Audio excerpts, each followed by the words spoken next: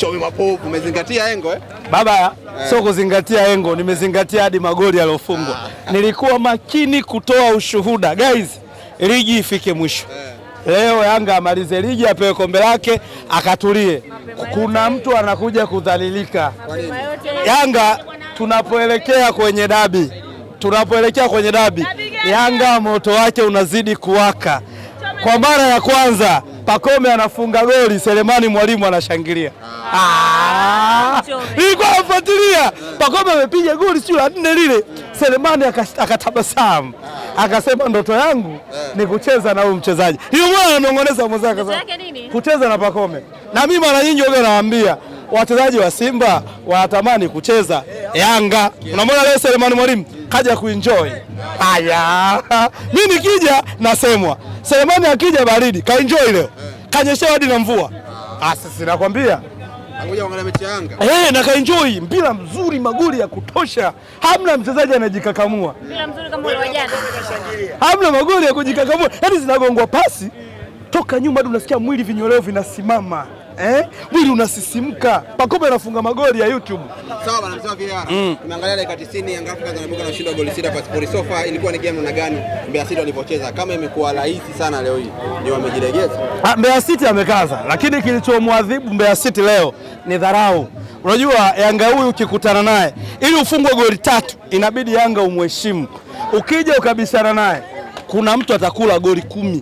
Imefika kipindi cha pili, Dani kocha wa Yanga akaona huruma, akatoa wale wachezaji wake muhimu, akaingiza kina Casemiro, akaingiza vijana wadogo wadogo angalau wasigonge dakika 90 ziishe ili kulinda viwango vya wachezaji, kwa sababu kama Yanga angeshinda leo goli 10 angeharibu viwango vya wachezaji wake, wangevimba wakajiona tayari kwenye ligi hawana mpinzani. Kwa kuwa kocha ni mtu wa mpira, kalinda viwango vya wachezaji kawafanyia hesabu. Lakini wallahi tunakoelekea hadi tarehe 3 Mei kitakachotuokoa na hichi kipigo ni kutokuleta timu. Mimi nakwambia kuna mtu atagongwa goli 10 hapa KMC. Hiyo tarehe 3 dabi. Tusepe.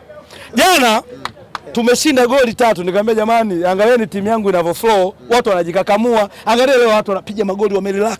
Zinagongwa draft, zinagongwa assist. Ukiangalia sababu sasa hii timu ina kocha na watu wamekaa kwenye uwanja wa mazoezi wakafanya mazoezi. Kuna vitu vile watu wanashindwa kuelewa. Kuna individual player, uwezo binafsi wa mchezaji na kuna uwezo wa timu.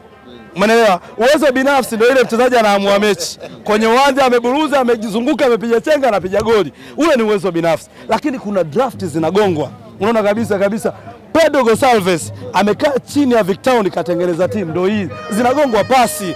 Umeelewa vizuri. Kwa hiyo ole ni olo. Kama hawataki Yanga awe bingwa, wakae naye chini wamalize naye mgogoro. Otherwise kuna mtu atadhalilishwa. Goli nyingi Yanga inaendelea kuwa timu ambayo imefunga magoli mengi mpaka sasa 41, lakini ndio timu ambayo pia imeruhusu magoli machache. Hii inazungumza nini wakati siku za hivi karibuni imekana kwamba Yanga ina safu mbovu ya ushambuliaji? Kaka, ngoja nikwambie kitu kimoja. Anayesema Yanga na safu mbovu ya ushambuliaji na safu mbovu ya ulinzi ni mshabiki wa Simba ambaye hajui mpira, sio mchambuzi. Mchambuzi wa mpira huwezi kusema Yanga ina safu mbovu ndio inaongoza kwa magoli kufunga. Mchambuzi huwezi kusema Yanga ina safu mbovu ya ulinzi ndio imeruhusu magoli machache. Inaongoza ligi kwa alama 5, alafu unakuja unasema kwamba Yanga ina safu mbovu ya ushambuliaji. Ina maana wewe unakuwa hujui mpira, wewe ni shabiki. Mwanangu, mara mwisho Simba kushinda goli 6 ni mwaka 2020, yaani ule msimu wa 2021. Tuna miaka 6 tujawahi kushinda hizo goli za leo. Lakini angalia Yanga imekuwa kaida yao 6-5-7. Ina maana unaona kiasi gani Engineer Hersi chini ya bosi wake GSM wameka hela. Mwanangu, shabiki wa Yanga ukishangilia ushinde, haujamshukuru engineer kumsajili Alan Okello ambaye amepiga assist na kinara wa assist NBC, unakuwa unamkosea. Sawa, siku zinazozidi kwenda anazidi kuingia kwenye mfumo, lakini leo Dube amerejea na kuweka goli 2. Vipi mbio za ufungaji msimu huu? Yanga wenyewe watachagua mfungaji bora awe nani, awe Pacome, awe Dube, awe Depu. Kwa sababu Depu akirudi mechi moja anapiga goli 4, goli 5.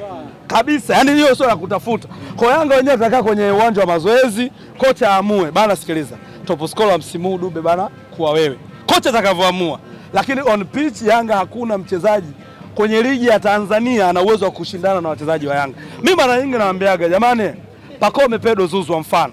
Watu waanza kumfananisha na nani na ule Anicet Yaura. Naambiaga Pacome Pedro Zuzu ni tofauti. Ukiangalia performance ya Pacome, umeelewa? Na performance ya Anicet Yaura ni tofauti. Pacome anaamua game. Yaani Pacome akiwepo uwanjani unamwona kabisa yule Pacome yupo. Kwa hiyo wanaobado kuendelea kumlinganisha, nadhani leo Pacome kawazima mdomo. Diarra amemaliza adhabu lakini hajaonekana langoni na amedaka Masalanga. Yaani sio Masalanga. Mimi leo anipe gloves. Umeelewa? Kwa mabeki wa Yanga. Yaani mimi ni salama.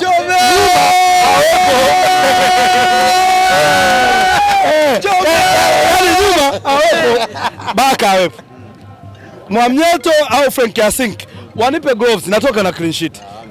Hadi wewe. Mimi acha Masalanga goalkeeper anayefanya mazoezi. Mimi sifanyi mazoezi. Wakinipa gloves kwa Yanga hii naondoka na clean sheet.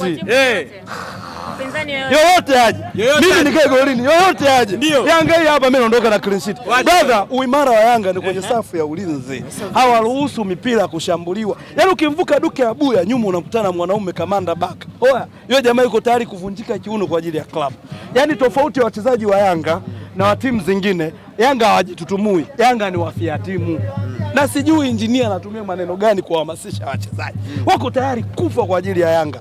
Kwa kweli niwapongeze sana na usajili bora msimu. Sawa, baada hii hapa sasa inayokuja ni Kariakoo Derby. Wanaenda kwenye muungano lakini inakuja Kariakoo Derby. Vipi sasa? Mwanangu, na hichi kitu mimi mara nyingi huaga nakisemaga. Yanga ikikaribia Kariakoo Derby, huaga anatuma ujumbe wa mabomu. Kuna ujumbe wa karatasi barua, yeye anatuma ujumbe wa mabomu. Analiangushia mbele yako afa anakuambia mimi nipo. Hii salamu ya goli 6, hakuna shabiki wa Simba yote ana amani mpaka sasa hivi. Mimi mwenyewe natetemeka kuelekea dabi. Natetemeka, naogopa. Kama ningekuwa na mamlaka, tungerudi kwenye kanuni. Tukatengua hii mechi, maisha yakaendelea. Lakini tukapoleta kuvimba, tunadhalilika kwa sababu kadi siku zinavyoenda wachezaji wa Yanga wanapona. Na najilaumu kwa nini dabi hatukucheza mapema. Tunakoelekea huku sio kuzuri. Unaweza kurudi dabi defu karudi. Kuna nini hapa? Tusipomzungumzia Mohamed Hussein leo, moja wa mabeki bora wa kushinda kwa ulimwengu. Umeonaje kiwango chake, goli lake? Unapozungumzia Shabalala kajitofautisha na mabeki wengi. Shabalala ni beki ambaye anaenda kugombania utop scorer. Mfuatilie. Mimi namfuatilia Shabalala. Shabalala kila mechi ana advantage ya kufunga. Unajua kikosa hii mechi ijayo anafunga. Unaweza kushangaa top scorer msimu ujao. Shabalala. Watu wafuatilia. Shabalala anafunga sana. Ni beki nambari 3. Lakini anafunga. Ni adimu sana kumwona beki ana magoli mengi kama Shabalala.